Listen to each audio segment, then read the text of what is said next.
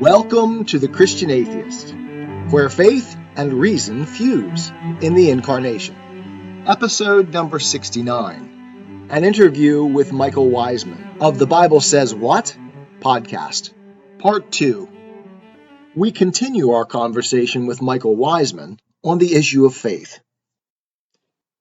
They're in bad faith because they're presenting their atheism to themselves as though it's something that they know. He said, I at least understand that, like Leibniz, I am a metaphysician in denying existence to God as much as anyone is claiming to give existence to God by believing in him. So atheism became, and I couldn't fight it. I wanted to fight it because I wanted to believe, like most of the atheists I battle with online, that atheism has nothing to do with faith. It doesn't. Yeah, it does. Okay, Because- so here we go. I love this. This is my favorite part right now. Define faith first. First, we have to define faith before we can attribute it to anybody. What is faith to you? Do the Faith Hebrews is 11? faith is believing in something that you don't have absolute certainty about, or acting. It's kind of a two-pronged thing. Believing, and belief is difficult because belief is not just something here. There's a lot more going on. I mean, you're smart enough to know depth psychology that teaches us that a lot of what's going on in the human psyche is below ground. Okay, so there's a lot going on underneath the surface. So there's things we claim here, and there's things that we claim with our actions. Okay, so there's a lot going on with faith. So defining it is difficult. I just ran through a series called What is an Atheist on the Christian Atheist? And I spent like 6 episodes going through this. I've gone through a few of them back and forth. You asked me to define it. I'm sorry. I apologize for going so long. No, I just want to. Really want to narrow it down in what you believe, because I'm going to go with Hebrews 11:1. Faith is being sure of what we hope for and certain of what we don't see. Is that something that's a bad translation. Faith is the substance of things hoped for, the evidence of things not seen. It can't be evidence of things not seen if it's just faith. That's called make-believe. How do you define faith? No, it's not. Wait a second. Do you believe in electrons? Do you believe in electrons? I don't believe in electrons. I've read a science book that says they're there. It's not that I believe they're but then you believe in science. Sorry. No, you're good. My wife's telling me to calm down. No, I love I get excited. Get better. I love it. Get more forceful. That's great. No, belief. I can believe in something that exists, right? Like something science tells me, like electrons. We know electrons exist because we can see them. No, we don't know electrons exist. We can't see electrons? Have you seen an electron? I don't know, science book. I don't know, not in person, but I'm not going to, my whole life. We all have electrons. You must believe in electrons. I'm not going to do that. That's weird. Nobody has seen an electron. It's impossible to see an electron. This is a good, I have no idea. I'm going to look this up for 2 seconds. Yeah, it's impossible. I mean, if you know the physics, it is impossible to see an electron. I am not a man of science or math. Because in order to see it, it must be. Now it is possible to see a movie of an electron with the use of a newly developed technology and generated short pulse of intense laser lights and so-called. Okay, so I guess we can. You might see the path of an electron. Electrons are known to fall in orbits. Yeah, I'm reading that we can. Okay. I'm just reading that we can see them. So we need to do more research on that because you can't. Yeah, it's the first thing that pops up. Of course, I haven't read it, right. But I'm just saying that we can see them. So I don't know. That's not really that big of a deal to me. Yeah. But when we go to God, that's a big difference. But even let's just go back to the way you phrased it. I saw it in a science book. Yeah. Okay. So you're believing the science book.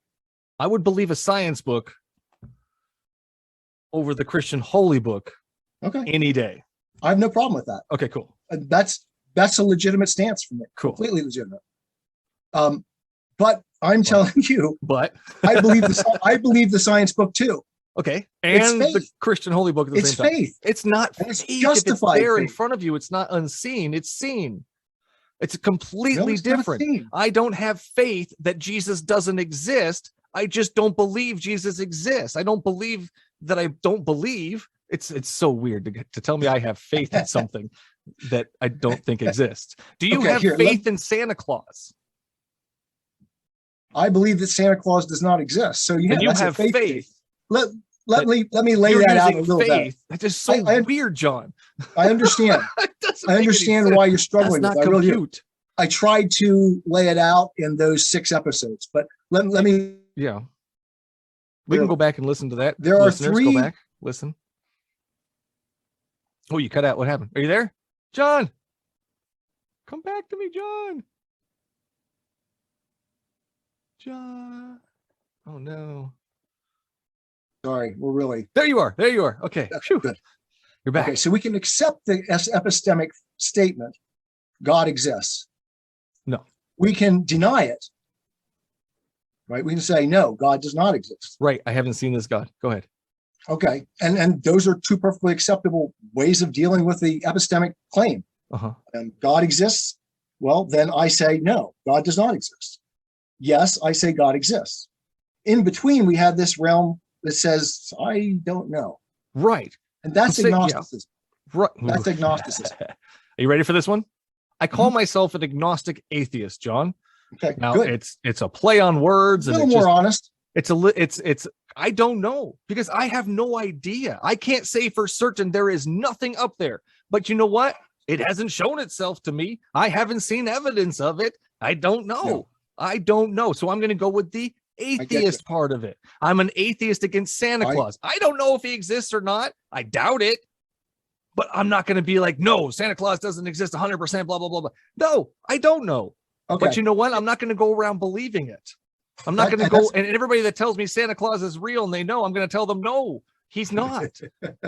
And I'm glad you are, actually. Okay, good. I told my kids I have a bit of a problem with Santa Claus. My kid still says, Santa Claus is coming. I said, no, I told you he's not real. Yeah, but he still brings gifts. Oh, no, here we go. My kids, man, they're fun. Go ahead. But Santa Claus and Jesus, I mean, how do you make the difference between faith and make believe? Because at that point, it's kind of just wishful thinking and make believe. You don't know. Okay. Although, to be fair to Santa Claus, I think he represents, right? Oh, wait, you cut out. He represents what? I think Santa Claus represents something. Okay. And it seems as though throughout, I guess what? How long has Santa been hundreds of years. Figure? Let's just go hundreds of years. Okay, 150. Maybe he's been a big figure. There was a Santa Claus sometime back towards the Middle Age. But the modern version of Santa Claus. Yeah. The myth. There's something he's representing for everybody that we're silly enough as a culture to tell our kids to believe in him. Yeah. Right. And then we disabuse them of the notion later. Wow. Yeah. But be good or else. What is this fascination that we human beings have with belief? It's more of a control aspect with Santa Claus. Same with God, believe or else, love me or else, or behave or else. We're going to go on the naughty list. If you don't behave, I'm going to put you on that list, or you're not going to go on the nice list. If you don't behave, I'm going to send you to hell. You're not going to go hang out with me in my golden city. It's the same concept. And both of them are invisible. Both of them never show themselves. I don't hear any tip tap on the roof.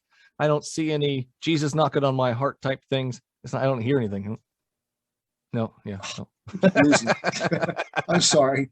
I'm only getting like 80% of what's coming through. Yeah. Yeah, it's definitely my internet. I apologize. Oh no. So probably me. I don't know. A combination of both. Yeah, it could be a combination of both. Let's see. We are at 5:28. Good, because I'm pretty strict. Have to be gone by 6. You're good. Yeah, whenever you got to go, let me know. But how do you do the faith and the make believe? They're intertwined as far as I can see. How do you separate the two? I think faith and make believe are powerfully intertwined. I think make believe points us to things, things that are beyond the present and the here and the now. Stories. Oh, yeah. Stories. We love stories. Stories. Absolutely. And stories tell us something. We are, as human beings, storytelling creatures. All kinds of stories. Some of those stories are incredibly powerful in terms of like technological growth, like science. Science is a story that we tell ourselves. And what is it that science is telling us about? I don't know. I don't think of it as a story. I think of it as a progression of humans. What is it? I mean, is it telling us something real? It's trying to, I guess. Yeah, I think so too. Just trying to figure things out. That's what science does, And I think religion has been trying since mankind has come around to figure things out. Well, I think religion has actually inserted an invisible man instead of trying to figure things out. We don't know how the universe started. I'm going to insert this invisible man. Enough said. He spoke it into existence. That's what happened. That ends the story. That ends the scientific exploration at that point. We've got the answer. We fit the puzzle piece. Who cares? Except that flies in the face of the historical progression of science in terms of the history came from the West. And it is the West that was Christianized. It didn't come from any of the other cultures. Science imposed. That's a statement. I don't know about that. I think Nietzsche, science came from all over, from different parts. There were contributions for sure. Yeah. I would agree with you completely. Yeah. If you study the history of science, there were plenty of things coming up through the Middle Ages, but the explosive science happened in the Enlightenment era with Newton and following, right? So the modern era of science, which has, wow, have we made progress there, has happened in one place and one place only, the Western world that was first Christianized. And it's not just me that makes this point. I mean, there's lots of other scholars, but another famous 20th century, late 19th century, 20th century philosopher who's an atheist is Nietzsche. You know Nietzsche, right? God is dead? Yeah. Okay. Nietzsche made that point. Yeah. That Christianity was sorry, I'm getting really dry here. That Christianity was the sort of weight gym that caused people to build up their intellectual capacities to such an extent that they were able to launch the scientific revolution. Wow. I'm not stating it as well as many of the scholars do. I apologize. Yeah. No, you're good. It's not my area. From what I've seen, though, is religion has tried to stomp out the progression. Anything that kind of contradicts in the Bible, like, Newton's we don't evolve. Was it Newton that said? No, it was the other guy. Said we don't evolve around the sun, or the sun doesn't evolve around us. We evolve around the sun. Thank you. Or Copernicus. Sorry, it's Copernicus. Dang it, was it? Sorry. I don't know. Well, one of the listeners is screaming at us right now. Yes, you're absolutely right. And me too. So this guy came along and the church tried to stop him. They put him in jail. That's Galileo. I don't see the Christianity, that the religion itself actually loving this change, actually as a part of it. I see it as an opposition to it. The actual history on that isn't quite as stark as it's often presented, but it happened. Even worse than that was the Darwin trials. And that, I think they did a real disservice to science. So science has been stunted by religion. I don't see it as a stepping stool. I see it as a stunt, as a opposition. It has at times been retroactive, but why is that surprising? Religion tends to be something that holds on to a dogma, right? Yeah, for sure. So do scientists at levels. That's why in a new scientific theory tends to die off rather than be accepted. Quantum theory ended up being accepted less because it was the most right answer to the questions than because eventually nobody had any choice because those who were holding on to the other thing died. Yeah. But I have no problem admitting there have been retrograde motion on the Christian side and others. But they hold on to things. Biases for sure. Biases and Bibles. one of the things I found fascinating about Christianity is that despite all of the historical periods it's gone through, and this is one of the other puzzle pieces, the other side, like, if you're an atheist, is it keeps coming back like a bad case of, crabs or something, because it just never goes away. You can't beat it down. Why? Where's the power there? I that was another thing as an atheist. I'm thinking, why hasn't this been stamped out? What? Sorry, you cut out what hasn't been stamped out. You cut out the first part. If atheism, okay, let me. Atheism hasn't been stomped out.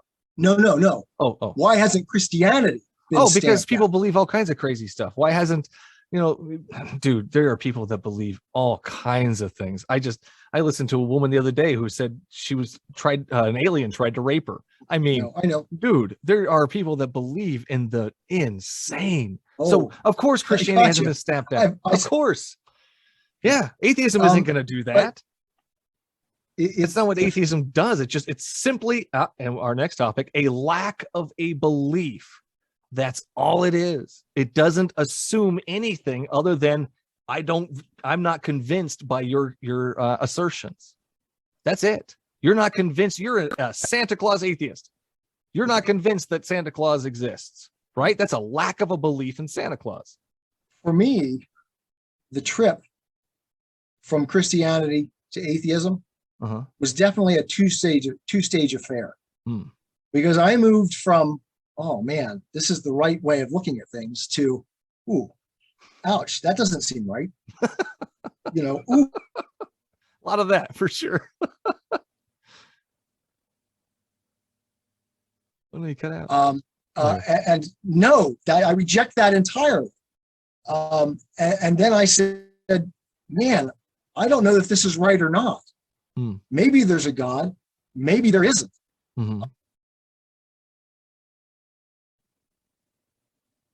Dang it, John, you cut out. Maybe there is a God, maybe there isn't. Your video's going. I can still hear yours too. There you go. Okay, so maybe there's a God, maybe there isn't. Go from there. Dang it. Curses. Oh, there you are. Okay. I can't hear you though now. Dang it. Okay. You got me? Okay. We got it. We've got this. Sorry, man. No, you're good. You're good. 100%. So either there is a God or there isn't. That's where we were at. That's where the internet gods decided we would stop talking. Okay.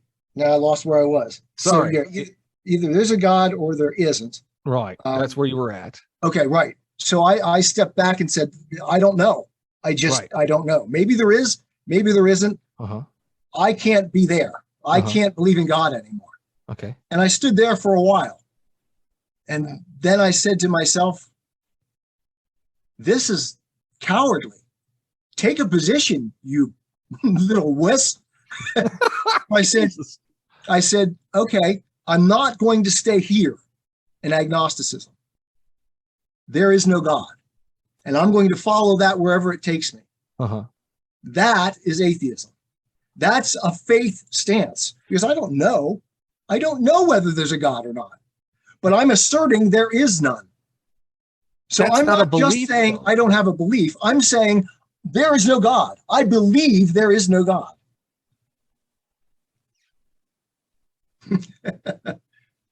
Yeah. See, I think we're just taking faith a little bit differently here. And it doesn't add up for me, but that's okay. As far as the lack of belief, though, I heard you say stuff about that. What do you have to say about a lack of belief? I am a Christian with the searching and skeptical mind of an atheist. I don't want to believe anything that isn't true.